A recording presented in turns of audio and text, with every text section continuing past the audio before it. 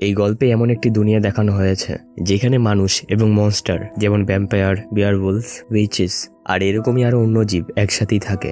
বলতে গেলে তো তারা সবাই একসাথেই থাকে, কিন্তু বেশিরভাগ মানুষ এই মনস্টারদের থেকে দূরে থাকতেই ভালো মনে করে। এই কারণেই এই মনস্টারদের আউটকাস্ট বলা হয়।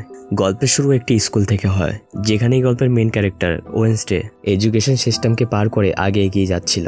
ওয়েন্সডে একজন বুদ্ধিমান কিন্তু তার পাথর হৃদয় এবং ইমোশনলেস মেয়ে। তার খামখেয়ালি এবং অদ্ভুত আচরণের কারণে সবাই তাকে একজন পাগল মনে করে। ওয়েন্সডে লকারের মধ্যে থেকে তার ছোট ভাইয়ের আওয়াজ শুনতে পায়। কিছু বদমাশ ছেলে মিলে তার ছোট ভাইকে লকারে বন্দি করে রেখেছিল, যদিও তার ভাই জানতো না যে সেই ছেলেগুলো কারা ছিল। ভাইকে ছাড়ানোর জন্য যখনই ওয়েন্সডে তাকে টাচ করে, তার হঠাৎ করে ব্রিজেন্স আসতে শুরু করে। সে দেখতে পায় যে কিছু ছেলে মিলে তার ভাইকে জোর করে লকারের মধ্যে বন্দি করে রাখছে।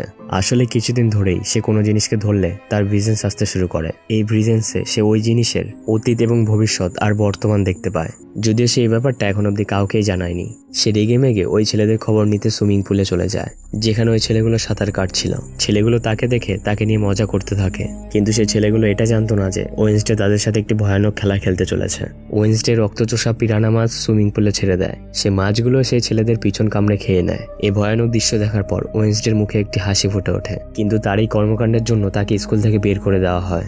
এরপর ওয়েন্সডের মা বাবা তাকে নেভারমোর একাডেমিতে ভর্তি করিয়ে দেয়। নেভারমোর নামের এই স্কুলটি অন্য স্কুলগুলোর থেকে সম্পূর্ণ আলাদা ছিল, কারণ এই স্কুলে শুধুমাত্র আউটকাস্ট বাচ্চাগুলি পড়াশোনা করতে আসতো। ওয়েন্সডের মা বাবাও এই স্কুল থেকে শিক্ষা লাভ করেছিল, যদিও ওয়েন্সডে তাদের এই সিদ্ধান্তে খুব বিরক্ত ছিল। তার মনে হয় যে এই স্কুলটাও অন্য স্কুলের মতোই বেকার হবে।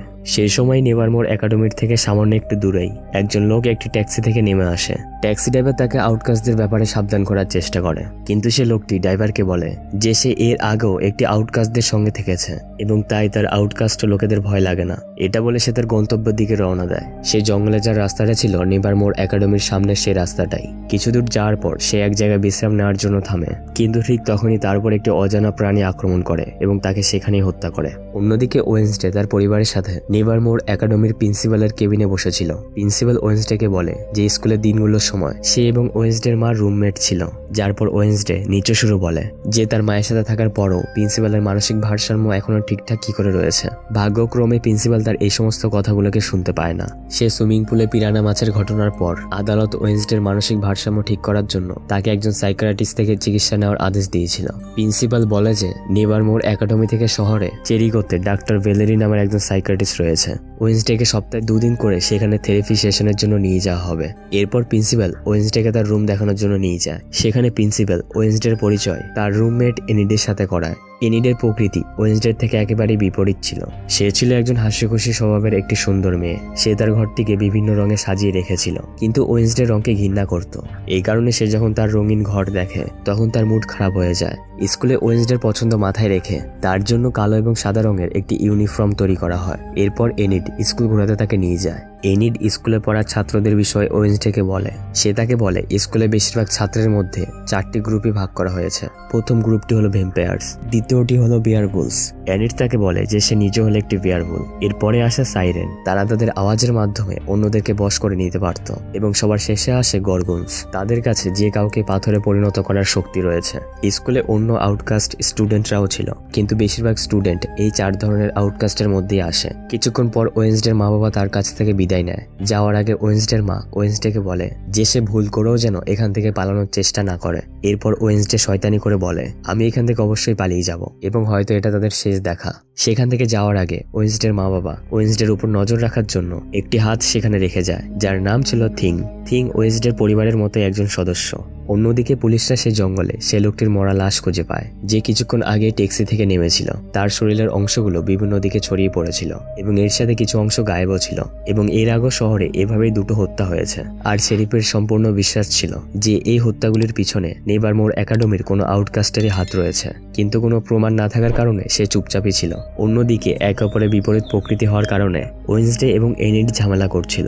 তখনই বটানি টিচার, অর্থাৎ ফুল গাছপালার সম্পর্কে পড়ানো টিচার, ওয়েন্সডে ওয়েন্সডের সাথে দেখা করতে আসে। সে নেভারমোর একাডেমিতে পড়ানোর একমাত্র টিচার ছিল। সে ওদের দুজনের ঝামেলা মিটিয়ে দেয় এবং ওয়েন্সডেকে ওয়েলকাম হিসেবে একটি ফুল দিয়ে সেখান থেকে চলে যায়। পরের দিন ওয়েন্সডে তলোয়ারবাজির প্র্যাকটিস করতে যায়। সেখানে ভিয়াঙ্কা নামের একটি মেয়ে প্রথম থেকে প্র্যাকটিস করছিল। ভিয়াঙ্কা ছিল একটি সাইরেন সেই আউটকাস্ট ছিল যারা তাদের আওয়াজের মাধ্যমে অন্যদেরকে তাদের বশে করতে পারে। ভিয়াঙ্কা স্কুলের সব থেকে জনপ্রিয় একজন ছাত্র ছিল। সে পড়াশোনার পাশাপাশি বাকি অ্যাক্টিভিটিসের উপরও খুব চালাক ছিল। ভিয়াঙ্কা তলোয়ারের লড়াইতে রোয়ান নামের একটি ছেলেকে হারিয়ে দেয় এবং গর্বিতভাবে সে টিচারকে জিজ্ঞেস করে, এইখানে কি এমন একজনও তলোয়ারবাজ নেই যে আমাকে হারাতে পারবে? এটা শোনার পর ওয়েন্সডে তাকে চ্যালেঞ্জ করে। এরপর তাদের দুজনের মধ্যেই তলোয়ারবাজির লড়াই শুরু হয়। ওয়েন্সডে খুব দ্রুতই প্রথম পয়েন্ট সে জিতে যায়। এরপর দ্বিতীয় পয়েন্ট বিয়াঙ্কা তার নামে করে নেয় এবং এর সাথে সে ওয়েন্সডেকে এটা বলে উত্তেজিত করে সে যে পয়েন্ট পেয়েছে সেটা একজন বিগিনার দেখায়। এটা শোনার পর ওয়েন্সডে রেগে পাগল হয়ে যায় এবং তাকে শেষ রাউন্ড হেলমেট ছাড়াই লড়াই করতে চ্যালেঞ্জ করে। এই রাউন্ডে প্রথমে যে তার প্রতিযোগীর রক্ত বের করতে পারবে তাকেই বিজয়ী ঘোষণা করা হবে। তাদের দুজনের মধ্যে বেশ কঠিন লড়াই হয়, কিন্তু শেষে বিয়াঙ্কা ওয়েন্সডের কপালে একটি আঘাত করে সে জিতে যায়। এই কারণে ওয়েন্সডের খুব মন খারাপ হয়ে যায়। যখন সে তার আঘাতে ব্যান্ডেজ করে সেখান থেকে চলে যাচ্ছিল তখনই ছাদের উপর থাকা পাথরের মূর্তিটি তার উপর পড়তে শুরু করে। সঠিক সময়ে জেভিয়ার নামের একটি ছেলে তাকে বাঁচিয়ে নেয়। তার জ্ঞান ফিরে আসার পর সে জেভিয়ারকে তার পাশে বসে থাকতে দেখে। তাকে ধন্যবাদ দেওয়ার পরিবর্তে ওয়েন্সডে তাকে বলে যে সে নিজেকে নিজেই বাঁচাতে পারত। থিং সবসময় ওয়েন্সডের উপরে নজর রেখেই যেত, কিন্তু যখন ওয়েন্সডে তার ঘরে নোবেল লিখছিল তখনই সেখানে থিং আছে সে অনুভব করতে পারে। সে তাকে ধরে ফেলে এবং তার আঙ্গুল কেটে দেওয়ার তাকে হুমকি দেয়। তারপর সে থিংকে বলে যদি সে তার আঙ্গুল বাঁচাতে চায় তাহলে তাকে তার জন্য কাজ করতে হবে। ভয়ে থিং এতে রাজি হয়ে যায়। ওয়েন্সডে স্কুল থেকে পালানোর পরিকল্পনা করছিল এবং এর মধ্যে সে থিংকও তার সঙ্গে অ্যাড করে নেয়। পরের দিন সে প্রিন্সিপালের সাথে থেরাপি সেশনের জন্য সাইকিয়াট্রিস্টের কাছে যায়। যদিও সে সাইকিয়াট্রিস্ট ক্রমশ চেষ্টা করার পরেও ওয়েন্সডে তার সাথে কিছুই শেয়ার করে না। তার মনের মধ্যে অন্য কিছু একটাই চলছিল। সে খুব চালাকির সাথে বাথরুমের রাস্তা দিয়ে সেখান থেকে পালাতে সফল হয়। সেখান থেকে পালানোর সময় তার একটি ফল বিক্রেতার সঙ্গে ধাক্কা লাগে। ধাক্কা লাগার সাথে সাথেই সে লোকটির ভবিষ্যতের ঘটে যাওয়ার মৃত্যুর ভিশন দেখতে পায়। এরপর সে যাওয়ার পথে একটি কফি শপে কফি খেতে দাঁড়ায়। সেখানে তার শরীফের ছেলে টাইলরের সাথে দেখা হয়, যে ওই কফি শপেই কাজ করত।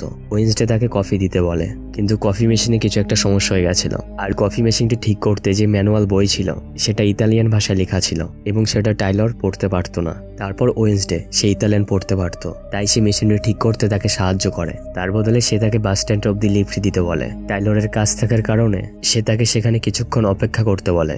তখনই সেখানে কিছু সাধারণ মানুষের ছেলে আসে এবং ওয়েন্সডের কাছে নেভারমোর ইউনিফর্ম দেখে তার সাথে খারাপ ব্যবহার করতে থাকে। আসলে শহরের অধিকাংশ মানুষই আউটকাস্টদের উপর ঘৃণা করত এবং আউটকাস্টরা শহরে আসুক সেটা পছন্দ করতো না। যদিও ওয়েন্সডে সেই ছেলেগুলোকে ধুলাই করে তাদেরকে ভালোই শিক্ষা দেয়। তারপরে সেখানে শরিফ এবং প্রিন্সিপালও চলে আসে। শরিফ ওয়েন্সডের নাম অ্যাডামস সেটা জানতে থাকে বলে যে তার বাবা মার্ডারের কারণে কারাগারের ভিতরে থাকার কথা ছিল, কিন্তু সে টাকার ক্ষমতায় খোলামেলায় ঘুরে বেড়াচ্ছে। শরিফ ওয়েন্সডেকে সাবধান করে যে সবসময় তার উপর সে নজর রাখবে। এরপর প্রিন্সিপাল ওয়েন্সডেকে নিয়ে স্কুলের দিকে বেরিয়ে পড়ে। রাস্তায় একটি গাড়ির অ্যাক্সিডেন্ট ঘটেছিল, সেখানে সে ড্রাইভারের মৃত্যু হয়ে গেছিল। এটা সে ফল বিক্রি করা লোকটি ছিল যে কিছুক্ষণ আগেই ওয়েন্সডের সাথে ধাক্কা খেয়েছিল। যাই হোক, এখানে ওয়েন্সডের প্ল্যানোর প্ল্যানটি ফেল হয়ে গেছিল। রাতেবেলা ওয়েন্সডে তার মেজাজ ঠিক করার জন্য একটি বেহালা বাজায়। সবাই তার এই প্রতিভাটি উপভোগ করে, কিন্তু এতে ওয়েন্সডের মেজাজের কোনো উন্নতি হয় না। তখনই এনিট সেখানে আসে। আর আজকে ছিল ফুল মুন নাইট, অর্থাৎ পূর্ণিমার রাত। এই কারণে সব বিয়ারবুলস পূর্ণিমার চাঁদ দেখে খুব চেঁচাচ্ছিল। কিন্তু এনিটকে নর্মাল রূপে দেখে ওয়েন্সডে তাকে জিজ্ঞেস করে যে সে তার বিয়ারবুল রূপে কেন নেই। এনিট তাকে বলে যে এখনো সে সম্পূর্ণরূপে বিয়ারবুলস হয়নি, আর এমনিতেও তার মা তাকে বলেছিল যে সে দেরিতে হোক বা পরে বিয়ারবুলস হয়েই যাবে। কিন্তু তার খুব চিন্তা ছিল যে যদি এরকমটা না হয় তাহলে তাকে তার বংশ থেকে বের করে দেওয়া হবে এবং তাকে সারা জীবন একাই থাকতে হবে। কিছুক্ষণ পর থিং টাইলরের ঘরে যায় এবং তাকে ওয়েন্সডের সাথে ভিডিও কলে কথা বলতে বলে। ওয়েন্সডে তাকে জিজ্ঞেস করে যে সে কি এখনো তাকে পালাতে সাহায্য করতে পারবে। তার সাথে সে তাকে পুরস্কার দেওয়ার কথা বলে। টাইলর তাকে বলে যে সে তাকে সাহায্য করতে পারবে, কিন্তু এর বদলে তার কোনো পুরস্কার দরকার নেই। পরের দিন শহরে একটি উৎসব হওয়ার কথা ছিল এবং ওয়েন্সডে সে উৎসবের থেকে পালিয়ে যেতে একটি প্ল্যান করে। পরের দিন ওয়েন্সডে অ্যানিটের সাথে সে উৎসবে পৌঁছে যায়। সে সুযোগ পেতেই প্রিন্সিপালের নজর সরিয়ে সে টাইলরের সাথে সেখান থেকে পালানোর চেষ্টা করে। যাওয়ার সময় সে রোহান নামের একটি ছেলের সাথে ধাক্কা খায়। রোহান সেই ছেলেটাই ছিল যাকে বিয়াঙ্কা সেদিন তলোয়ারবাজিতে হারিয়েছিল। তার সাথে ধাক্কা খাওয়ার পরই ওয়েন্সডে তার মৃত্যুর ভিশন দেখতে পায়। রোহান খুব তাড়াহুড়োর সাথে জঙ্গলের দিকে পালিয়ে যাচ্ছিল। ওয়েন্সডে তাকে থামানোর জন্য তার পিছে পিছে জঙ্গলের দিকে যায়। জেভিয়ারও ওয়েন্সডেকে জঙ্গলের দিকে যেতে দেখে নেয়। জেভিয়ার সেই ছেলেটি ছিল যে সেদিন ওয়েন্সডেকে পাথরের মূর্তির হাত থেকে বাঁচিয়েছিল। জঙ্গলে গিয়ে ওয়েন্সডে রোহানকে থামায় এবং সে তাকে বলে যে তার জীবনে বিপদ আছে। কিন্তু তখনই রোমানের মুখে একটি অদ্ভুত হাসি ফুটে ওঠে এবং সে উল্টো ওয়েন্সডের উপর আক্রমণ করে বসে। ওয়েন্সডে কিছুই বুঝতে পারছিল না। তখন রোহান ওয়েন্সডেকে একটি ড্রয়িং দেখায় যার মধ্যে ওয়েন্সডের মতো একটি দেখতে মেয়ে দাঁড়িয়েছিল এবং তার পিছনে নেভারমোর পুড়ে ধ্বংস হয়ে যাচ্ছিল। রোমান ওয়েন্সডেকে বলে যে তার মা ভবিষ্যৎ দেখতে পারত এবং সে 24 বছর আগে এই ড্রয়িংটি তৈরি করেছিল। তার ভবিষ্যৎবাণী অনুযায়ী ওয়েন্সডে এই নেভারমোর একাডেমিকে ধ্বংস করে দেবে। এর জন্য রোমান ওয়েন্সডেকে মেরে এই নেভারমোর একাডেমিকে বাঁচানোর চেষ্টা করছিল। এরপর রোমান ওয়েন্সডেকে মারার আগেই হঠাৎ করেই একটি রাক্ষস সেখানে চলে আসে আর রোহানকে সে মেরে সেখান থেকে চলে যায়। পরের দৃশ্যে সে জঙ্গলে চারদিকে পুলিশকে তল্লাশি করতে দেখা যায়। ওয়েন্সডে তাদের সেই ঘটে যাওয়া ঘটনা সম্পর্কে বলে দিয়েছিল, কিন্তু অবাক করে দেওয়া বিষয় এটা ছিল যে সেখানে ঘটে যাওয়ার ঘটনার সম্পর্কে কোনো চিহ্নই পাওয়া যায় না। এমনকি রোমানের লাশটাও সেখানে পাওয়া যায় না। শেরিফ ওয়েন্সডেকে বলে যে হয়তো সে ভ্রম দেখেছে, কিন্তু ওয়েন্সডে যে সবকিছু দেখেছে সেগুলোর উপর তার খুব বিশ্বাস ছিল। ওয়েন্সডে শেরিফের সাথে আলাদা কথা বলার ইচ্ছে প্রকাশ করে, কিন্তু প্রিন্সিপাল এই বিষয়ে আপত্তি জানায়। সে তাদেরকে এর অনুমতি দেয় না, কিন্তু শেরিফ বাধ্য করায় তিনি ওদেরকে 5 মিনিটের সময় দেয়। সেখানে একা থাকায় ওয়েন্সডে শেরিফকে বলে যে জঙ্গলে কোনো একটি রাক্ষস রয়েছে এবং সেই রোমান এবং বাকি অন্য লোকদের মেরেছে, আর কেউ তো একজন আছে যে এসব হত্যাগুলোকে লুকানোর চেষ্টা করছে। আর তখনই দরজা খোলে আর রোমান সেখানে আসে। ওকে দেখে তারা দুজনেই খুব হতভম্ব হয়ে যায়। ওয়েন্সডে তো বুঝতেই পারছিল না যে এসব কি হচ্ছে। কিছুক্ষণ পর ওয়েন্সডে এনিডের সাথে দেখা করে এবং তাকে রোমানের সম্পর্কে জিজ্ঞেস করে। এনিড তাকে বলে যে সে শুধু এটাই জানে যে রোমান একজন খুব অদ্ভুত ছেলে ছিল যার কোনো বন্ধুও ছিল না। তার সম্পর্কে তথ্য তার রুমমেট জেভিয়ারই দিতে পারবে। রাতে বেলা ওয়েন্সডে তার নোবেলের উপর কাজ করছিল, তখনই তার নজর রোমানের পেন্টিং এর উপরে যায়। সেখানে সে একটি অদ্ভুত জিনিস দেখতে পায়। পরের দিন ওয়েন্সডে প্রিন্সিপালের কেবিনে যায় আর রোমানের সাথে দেখা করা তার কাছ থেকে পারমিশন চায়, কিন্তু প্রিন্সিপাল তাকে বারণ করে দেয় এবং তাকে জানায় যে রোমানকে স্কুল থেকে বের করে দেওয়া হয়েছে এবং সে আজকেই এই স্কুল ছেড়ে চলে যাচ্ছে। এবং এর সাথে প্রিন্সিপাল তাকে এক্সট্রা ক্যারিকুলার অ্যাক্টিভিটির জন্য কোনো একটি ক্লাব জয়েন করার জন্য বলে। ওয়েন্সডে জানতো যে প্রিন্সিপাল সবসময় তার উপরে নজর রাখছে। বাধ্য হয়ে তাকে আলাদা আলাদা ক্লাবগুলো দেখতে যেতে হয়। প্রথমে সে সিঙ্গিং ক্লাবে যায় যেটা ভিয়াঙ্কা চালাচ্ছিল, কিন্তু সেখানে তার মন টিকে না। এরপর সে আর্চরি ক্লাবে যায় যার কামান জেভিয়ারের হাতে ছিল। জেভিয়ার ওয়েন্সডেকে তীর চালানোর কৌশল দেখায়। ওয়েন্সডে তাকে কথায় কথায় রোমানের সম্পর্কে জিজ্ঞেস করে। জেভিয়ার তাকে বলে যে এমনিতেও তো রোমান প্রথম থেকে খুব অদ্ভুত ছিল, কিন্তু হঠাৎ করে কিছুদিন আগে থেকে তার আচরণ আরো খারাপ হয়ে যায়। এরপর জেভিয়ার ওয়েন্সডেকে টাইলারের থেকে দূরে থাকতে বলে। কারণ হিসেবে সে এটা বলে যে টাইলার অর্থাৎ সে তার মানুষ বন্ধু আউটকাস্টদের ঘৃণা করে। ওয়েন্সডে তার কথা অতটা পাত্তা না দিয়ে একটি আপেল উপরে ছড়ে এবং আপেলের মধ্যে সে তীরটিকে লাগিয়ে সোজা নিশানার মধ্যে গিয়ে লাগায়। এটা দেখে তো জেভিয়ারের কথাই বন্ধ হয়ে যায়। এরপর সে হামার্স ক্লাবে পৌঁছায় যেখানে মৌমাছির সম্পর্কে শেখানো হতো, কিন্তু সে যখন ওখানে পৌঁছায় তখন সে সেখানে শুধু একটি ছেলেকে দেখতে পায়। ওই ছেলেটির নাম ছিল হিউজিন এবং সে একাই সেই ক্লাবটিকে চালাতো, কারণ সে ছাড়া আর সেখানে কেউই আসতো না। ইউজিন এবং ওয়েন্সডের মধ্যে কথা চলছিল। ঠিক তখনই থিং সেখানে আসে আর ইশারা করে ওয়েন্সডেকে কোথাও যাওয়ার কথা বলে। যখন ওয়েন্সডে তার পিছনে যায় তখন সে রোমানকে দেখতে পায়। রোমান তার জিনিসপত্র নিয়ে সেখান থেকে চলে যাচ্ছিল। অবাক করার বিষয় তো এটা ছিল যে সে ওই রাতের তুলনায় এবার ওয়েন্সডের সাথে খুব ভালোভাবেই কথা বলছিল। ওয়েন্সডে থিংকে তার পিছু করতে বলে। স্টেশনে পৌঁছানোর পর রোমান টয়লেটে যায়, কিন্তু টয়লেটের বাইরে রোমানের জায়গায় অন্য একটি লোক বেরিয়ে আসে। থিং কিছুই বুঝতে পারছিল না যে রোমান হঠাৎ করে সেখান থেকে পালিয়ে কি করে গেছে। কিছুক্ষণ পর সে লোকটি তার আসল রূপে ফিরে আসে, আর সেটা আর কেউ না বরং প্রিন্সিপালই ছিল। এরপর থিং গিয়ে ওয়েন্সডেকে বলে যে রোমান টয়লেট থেকে কোথাও একটা পালিয়ে গেছে, যার পর ওয়েন্সডে তাকে খুব বকাঝকা করে। বটনি ক্লাসে জেভিয়ার ওয়েন্সডেকে তার সাথে বসতে বলে। জেভিয়ারের কাছে যে কোনো ছবিকে জীবিত করে তোলার ক্ষমতা ছিল। সে ওয়েন্সডেকে তার শক্তির মাধ্যমে ইমপ্রেস করার চেষ্টা করে, যদিও এরকমটা কিছুই ঘটে না। অন্যদিকে শেরিফ তার কুকুরটির সাথে জঙ্গলে তদন্ত করতে যায়। টাইলর তাকে জঙ্গলের রাক্ষসের সম্পর্কে জিজ্ঞেস করে, কিন্তু শেরিফ তার কথার কোনো উত্তর দেয় না। আর সে টাইলরকে তার সাইকিয়াট্রিস্টের থেকে থেরাপি নেওয়ার সম্পর্কে জিজ্ঞেস করে। আসলে টাইলরের মায়ের মৃত্যুর পর টাইলর দুশ্চিন্তার মধ্যে পড়ে গেছিল, আর দুশ্চিন্তা থেকে বেরোনোর জন্য সেও সাইকিয়াট্রিস্টের থেকে থেরাপি নিচ্ছিল। টাইলর তার বাবাকে এসব সম্পর্কে কিছুই বলতে রাজি হয় না। এটা বলে যে সাইকিয়াট্রিস্ট এবং রোগীর মধ্যে কিছু কথা গোপন থাকে।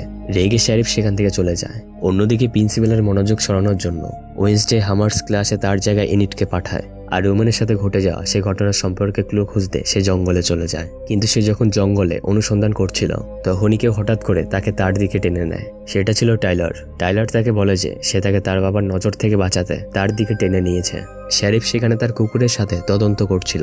টাইলার ওয়েন্সডেকে বলে যে সে গোপনে তার বাবার উপর নজর রাখছে। তার বাবা অর্থাৎ শেরিফকে নিয়ে সে চিন্তা করে যে সে রাক্ষস না শেরিফের উপরে আক্রমণ করে বসে। শেরিফের সেই জায়গা থেকে চলে যাওয়ার পর তারা দুজনে সেই জায়গার তল্লাশি করে। ওয়েন্সডে সেখানে রোমানের চশমা খুঁজে পায়। সেটা দেখতেই ওয়েন্সডে ভিজন দেখতে শুরু করে। সে দেখতে পায় যে রোমান এবং জেভিয়ারের মধ্যে ঝামেলা হচ্ছে এবং এর সাথে সে দেখতে পায় যে রোমান একটি নীল রঙের ডায়েরি থেকে সে ড্রয়িংটি ছিঁড়ে নিচ্ছিল যেটা রোমানের মা বানিয়েছিল। যদিও সে ড্রয়িংটি অর্ধেকই ছিল এবং আর অর্ধেক ড্রয়িং সে নীল রঙের বইয়ের মধ্যে রয়েছে। জঙ্গল থেকে ফেরার পরই ওয়েন্সডে সে নীল রঙের বইটিকে খুঁজতে শুরু করে। ঠিক সে সময় বটানি টিচার সেখানে চলে আসে। ওয়েন্সডে তাকে সেই সিম্বলের সম্পর্কে জিজ্ঞেস করে যেটা সে ওই ড্রয়িং এর উপর দেখেছিল। টিচার তাকে বলে যে এই চিহ্নটি হলো একটি পুরনো ছাত্র সমাজের নাইট শেডের, যা কয়েক বছর আগেই বন্ধ হয়ে গেছিল। এরপর টিচার ওয়েন্সডের ক্লাসে দেওয়া উত্তরগুলোকে নিয়ে খুব প্রশংসা করে। বটানি টিচার ওয়েন্সডের ব্যক্তিত্বের উপর খুব আগ্রহ ছিল। সে তার উপর খুব মুগ্ধ হয়েছিল। সে তাকে বলে যদি কখনো তার কারোর সাথে কথা বলার ইচ্ছে হয় তাহলে সে যে কোনো সময় তার কাছে আসতে পারে। এরপর ওয়েন্সডে আবার সে নীল বইটি খোঁজার কাজে লেগে পড়ে। সে রোমানের পুরনো ঘরে অর্থাৎ জেভিয়ারের ঘরে সে বইটিকে খুঁজে বের করার চেষ্টা করে। আর তখনই জেভিয়ার সে রুমে চলে আসে। সঠিক সময় থিং এবং ওয়েন্সডে লুকিয়ে পড়ে। কিছুক্ষণ পরেই বিয়াঙ্কাও সে রুমে চলে আসে। বিয়াঙ্কা এবং জেভিয়ার প্রথমে তারা কাপল ছিল, কিন্তু একবার বিয়াঙ্কা তার সাইরন শক্তির ব্যবহার জেভিয়ারের উপরে করেছিল। কিন্তু বিয়াঙ্কা এখনও জেভিয়ারকে চাইতো। এই কারণেই ওয়েন্সডের উপর জেভিয়ারের মনোযোগ দেওয়া তাকে খুব বিরক্ত ফিল করাচ্ছিল। সে জেভিয়ারকে ওয়েন্সডের বিরুদ্ধে উস্কানি দেওয়ার চেষ্টা করে, যদিও তার এসব কথায় জেভিয়ারের উপর কোনো প্রভাব পড়ে না। ওয়েন্সডে তাদের দুজনের কথাই শুনছিল। বিয়াঙ্কা তাকে বলে পরের দিন হতে চলা এডগান অ্যালেন পো কম্পিটিশনে সে ওয়েন্সডের রুমমেট এনিটকে হারিয়ে ওয়েন্সডেকে অপমান করতে চলেছে। এরপর যখন ওয়েন্সডে তার রুমে পৌঁছায় তখন এনিট রুমে কাঁদছিল। এনিট তাকে বলে তার টিমের একটি মেয়ের শরীর হঠাৎ করেই খারাপ হয়ে পড়েছে এবং সে কম্পিটিশনের মধ্যে থেকে বেরিয়ে গেছে। ওয়েন্সডে বুঝতে পেরে যায় যে এসব কিছু বিয়াঙ্কাই করেছে। সে বিয়াঙ্কাকে খুব ভালো একটা শিক্ষা দেওয়ার সিদ্ধান্ত করে। সে ওই মেয়েটির জায়গায় নিজেকে টিমে অ্যাড করতে বলে। পরের দিন এডগান অ্যালেন পো কম্পিটিশন ছিল। এই কম্পিটিশন স্কুলের সবথেকে বিখ্যাত ছাত্র এডগান অ্যালেন পোর জন্য প্রতি বছরই আয়োজন করা হতো। এই কম্পিটিশনে প্রথমে নৌকাতে করে নদীর ওই পারে যেতে হবে। এরপর জঙ্গলের মধ্যে গিয়ে যার যার টিমের পতাকা নিয়ে ফিরে আসতে হবে। সব থেকে মজার বিষয় এটা হলো যে এই প্রতিযোগিতায় কোনো রকম রুলস নেই। বিয়াঙ্কা গত 2 বছর ধরে চিটিং করে তার নামেই কাপটি করেছে। পরের দিনেই প্রতিযোগিতা শুরু হয়। প্রতিবারের মতো এবারও বিয়াঙ্কা জেতার সম্পূর্ণ প্রস্তুতি নিয়েছিল। সাইরনদের কাছে জলের মধ্যে জলপরি অথবা জলপরা হওয়ার ক্ষমতা ছিল। বিয়াঙ্কার একটি সাইরন সঙ্গী ভ্যাম্পায়ারদের নৌকাটি জলের মধ্যে ডুবিয়ে দেয়। তারপর পালা ছিল ওয়েন্সডের নৌকার, কিন্তু ওয়েন্সডে প্রথম থেকে প্রস্তুতি নিয়ে এসেছিল। সে থিংকে ওই সাইরনের উপর জাল ফেলে দিতে বলে। বিয়াঙ্কার সে সঙ্গী জালের ফাঁদে পড়ে যাওয়ার কারণে সে আর কিছুই করতে পারে না। আর ওয়েন্সডের নৌকাটি নিরাপদভাবে নদী পার করে ফেলে। কিনারায় পৌঁছানোর পর ওয়েন্সডে তার বাকি বন্ধুদের নৌকাটিকে রক্ষা করার কথা বলে এবং সে নিজে পতাকা খুঁজে বের করতে জঙ্গলে চলে যায়। এখানে কিনারায় অ্যানির থিং এর সাহায্যে সেই ছেলেগুলোর মনোযোগ সরিয়ে অ্যানির তাদের নৌকার মধ্যে গিয়ে নৌকাটি ফুটো করে দেয়। অন্যদিকে ওয়েন্সডে সে পতাকার কাছে পৌঁছে যায়, কিন্তু যখনই সে সেখানে থাকা দেয়ালটিকে স্পর্শ করে তখন সে ভিশন দেখতে শুরু করে, যেখানে ওয়েন্সডের মতোই দেখতে একটি মেয়ে তার সামনে চলে আসে এবং তাকে বলে যে আসল চাবি হলে তুমি। এবং এর পরের মুহূর্তে ওয়েন্সডে তার জ্ঞানে ফিরে আসে। সে দ্রুতই তার পতাকাটি তুলে নিয়ে সে নৌকার দিকে দৌড়ে চলে যায়। সব টিমগুলো আগে এগিয়ে গিয়েছিল, কিন্তু যেহেতু ইনিট সেই ছেলেগুলোর নৌকার মধ্যে ফুটো করে দিয়েছিল তাই তারা আর আগে এগিয়ে যেতে পারে না। আর এখন শুধু বিয়াঙ্কা এবং ওয়েন্সডের টিমই বেঁচে ছিল। ওয়েন্সডে তার নৌকার মধ্যে থাকা সুচালো তীরগুলোকে বের করে এবং তারা বিয়াঙ্কার নৌকাটিকে ভেঙে দিতে তাদের নৌকার দিকে এগিয়ে যায়। কিন্তু তখনই সে বিয়াঙ্কার সে সঙ্গী জলের মধ্যে থেকে তাদের নৌকাটিকে অন্যদিকে নিয়ে যেতে থাকে। সঠিক সময় থিং তাকে ঘুষি মেরে অজ্ঞান করে দেয়। এরপর আবারও ওয়েন্সডের টিম বিয়াঙ্কার নৌকার দিকে এগিয়ে যায় এবং তাদের নৌকাটিকে ভেঙে দিয়ে তাদেরকে প্রতিযোগিতায় হারিয়ে দেয় এবং শেষ পর্যন্ত ওয়েন্সডের টিম এই প্রতিযোগিতায় জিতে যায়। এরপর হয় সেলিব্রেশন, কিন্তু ওয়েন্সডের এসব কিছু একদমই পছন্দ হয় না। তাই সে সবার থেকে আলাদা হয়ে একটি মূর্তির নিচে গিয়ে বসে পড়ে। সেই মূর্তিটি এডগান অ্যালেন পোর ছিল। তখনই তার নজর সে মূর্তির হাতে থাকা বইয়ের উপর পড়ে এবং সে সেখানে সেই চিহ্নটি দেখতে পায় যেটা ওই ড্রয়িং এর উপরে ছিল। কিন্তু সে এরপরে কিছু ভাবার আগেই সেখানে এনিট চলে আসে এবং তাকে আবারও সে সেলিব্রেশনে নিয়ে যায়। রাত হওয়ার পর সে আবারও এডগান অ্যালেন পোর মূর্তির কাছে যায়। এডগান অ্যালেন পো তার ধাঁধার জন্য খুবই বিখ্যাত ছিল। ওয়েন্সডে সে মূর্তির উপরে ওঠে এবং সে মূর্তির হাতের উপরে যে বইটি ছিল সেটা দেখে। তার মধ্যে একটি ধাঁধা লেখা ছিল। বুদ্ধিমান ওয়েন্সডে সে ধাঁধাটিকে খুব সহজেই সমাধান করে ফেলে এবং সে যেটা বুঝতে পারে যে তাকে 2 বার হাতে চুটকি বাজাতে হবে। এরকমটা করতে একটি জোরে শব্দের সাথে সে মূর্তিটি পিছনে সরে যায় এবং একটি গোপন দরজা খুলে যায়। তার মধ্যে যাওয়ার পর ওয়েন্সডে সে নীল বইটিকে খুঁজে পেয়ে যায়, যার মধ্যে রোমানের মায়ের তৈরি করা সে ড্রয়িংটি ছিল। সে ওই বইটি দেখছিল। ঠিক তখনই কেউ হঠাৎ করে তার উপর একটি কালো কাপড় দিয়ে দেয় এবং এই এপিসোড এখানেই শেষ হয়ে যায়। এই গল্পে আর কতগুলো রহস্য খুলতে বাকি আছে জানার জন্য এই গল্পটির সেকেন্ড পার্ট অবশ্যই দেখতে ভুলে যেও না। এর জন্য আমাদের চ্যানেলটিকে সাবস্ক্রাইব করে আমাদের পাশে থাকো। আশা করছি এই গল্পের এপিসোডটি তোমাদের খুব ভালো লেগেছে।